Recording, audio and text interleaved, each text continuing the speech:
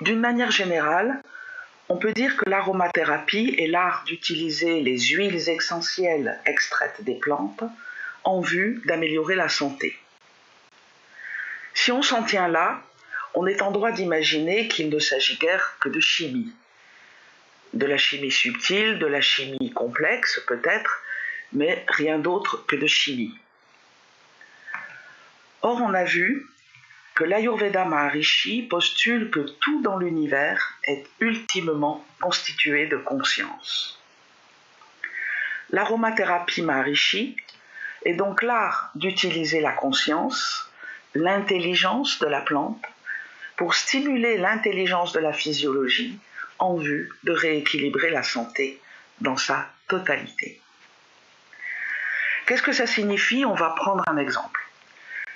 La lavande s'enracine en milieu sec et venteux. Elle sera adaptée pour traiter les déséquilibres de l'élément air dans la physiologie, notamment lorsque ce déséquilibre se manifeste par des pensées qui s'agitent et de l'insomnie. On peut aussi aller plus loin. Si vous observez de près les toutes petites fleurs de la lavande, vous verrez que ces pétales ont une certaine souplesse, une certaine élasticité, alors qu'elle s'épanouit sous la brûlure du soleil. Eh bien, la lavande est souveraine dans le traitement des brûlures. Évidemment, ce n'est pas toujours aussi simpliste, mais cet exemple permet de bien saisir cette notion, utiliser l'intelligence adaptative de la plante pour stimuler l'intelligence du médecin intérieur, l'intelligence de la physiologie. On comprend qu'à ce moment, il faut veiller à utiliser des huiles de très haute qualité. Bien sûr, extraites de plantes sauvages ou biologiques, non contaminées chimiquement, mais aussi des huiles extraites de façon à respecter la totalité de l'information présente dans la plante. Il ne s'agit pas d'extraire un principe chimique, mais ce qu'on peut appeler l'esprit ou l'âme de la plante.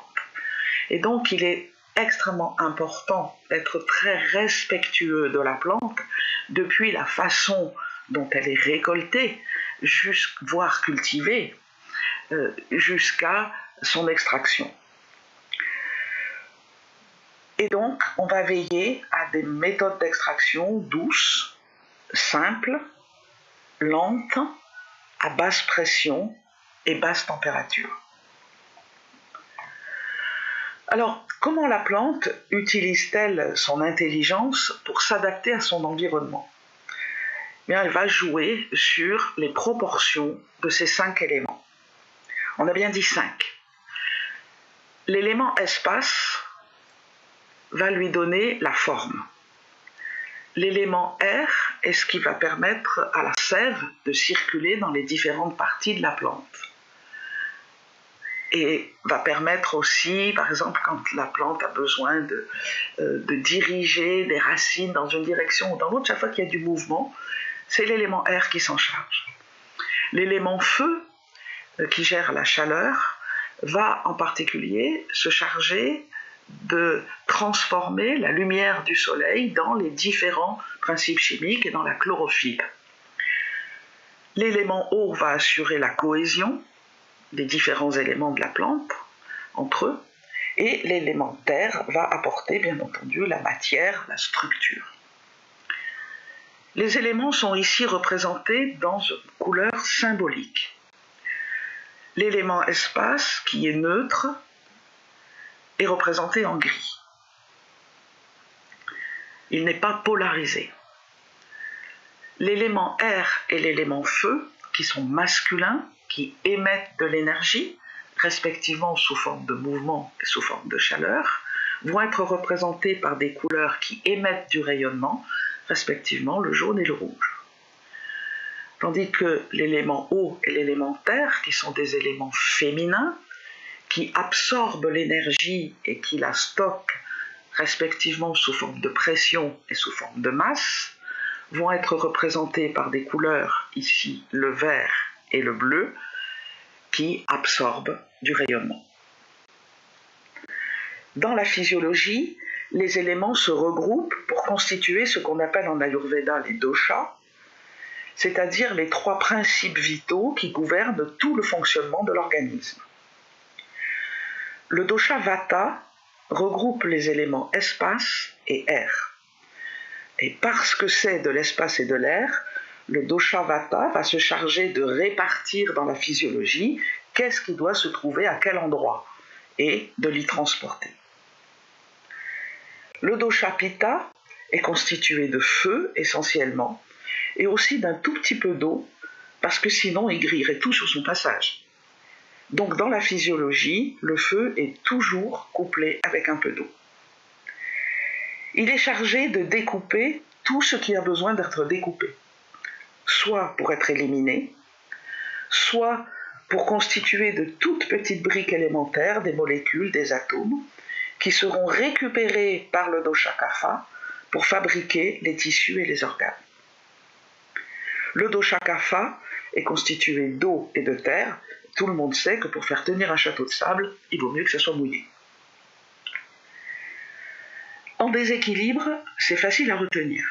Vata va t'asseoir. Pitta, t'attend. Quant à Kapha, on lui dit rien. Il y a longtemps qu'il s'est assis là où il était et qu'il attend tout seul.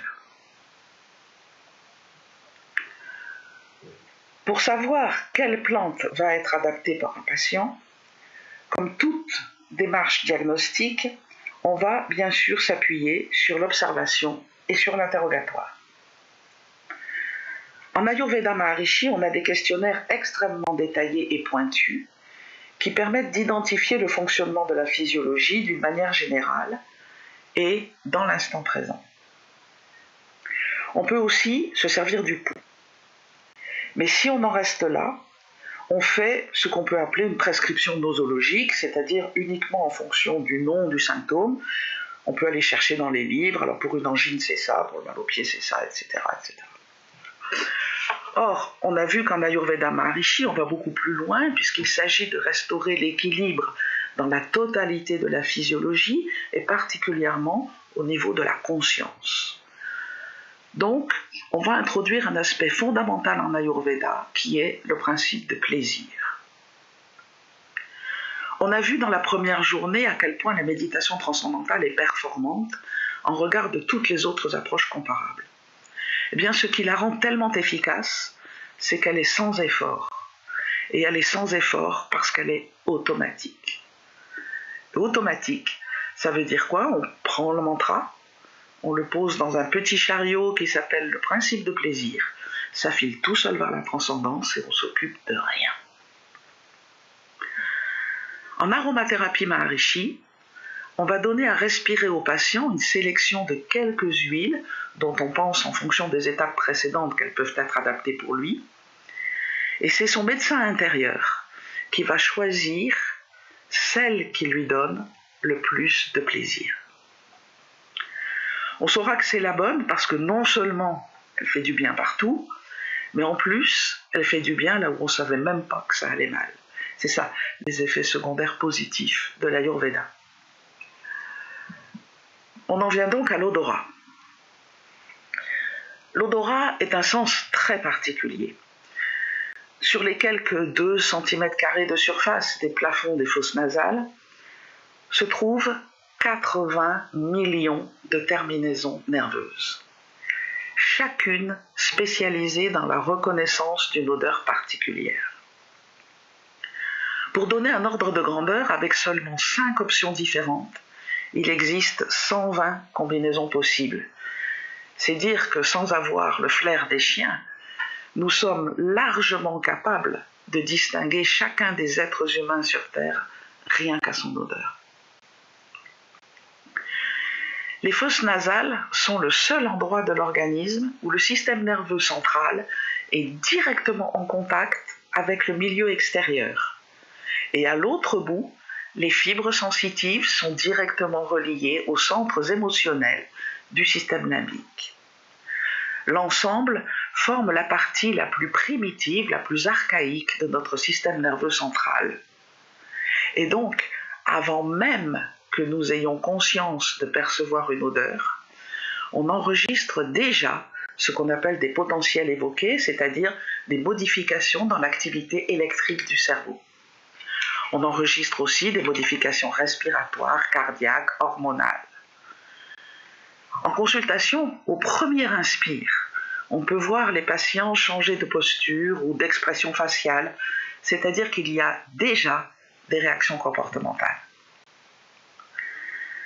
Les huiles essentielles induisent des modifications rapides, mais aussi profondes et durables sur la physiologie. Une seule prise peut être efficace pendant 8 jours.